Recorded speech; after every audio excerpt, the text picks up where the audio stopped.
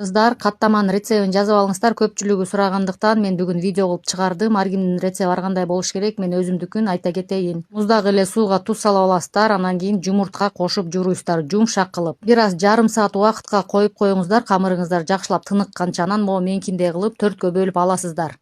Чакан кичирээк суала кылып. Анан кийин да бир аз убакытка коюп коюңуздар, камыр тыныксын. Тоң май аласыздар бир аз, анан суу майга эле салып эле эритип аласыздар майды. Тоң майды азыраак кыласыздар. Үйдөгү тоң майлар желбейт го, негизи көпчүлүк эле азыр желбей калды май. Ошол майды бекер турганча деп мен ушундай тоң майдан каттама жасап коём. Камырды болушунча жуп-жука кылып жайып аласыздар, тиги бетинен өзүңүздөр көрүнө тургандай. Анан кийин могундай кылып үстүнө май сүйкөйсүздөр. Кайра эле үстүнө экинчи камырды жайып алып, анын үстүнө дагы майды сүйкөйсүздөр. Майды өтө былчылдатпай сүйкөңүздөр. Анан кийин могу мен көргөзүп аткандай кылып эле оройсуздар. Кир сыккандай эки адам эки жагына туруп алып кирди бурап сыгабызго, ошондой кылып камырды бурайсыздар. Даяр болгондон кийин бышыра берсеңиздер болот. Сковородкага майга бышырсаңыздар деле болот, же болбосо духовкага бышырыңыздар. Мен духовкага бышырдым. Камырды жукараак жайыңыздар. Калың боло турган болсо ортосу бышпай каттамаңыздар нык болуп калат. Духовкага салып өтө күчтүү эмес, примерно 200 градуста бышырып аласыздар. Каттаманын болгон рецеби ушундай, эч кандай секрети жок. Менин видеолорумду көрүп колдоп жаткан бардык катталуучуларыма чоң рахмат.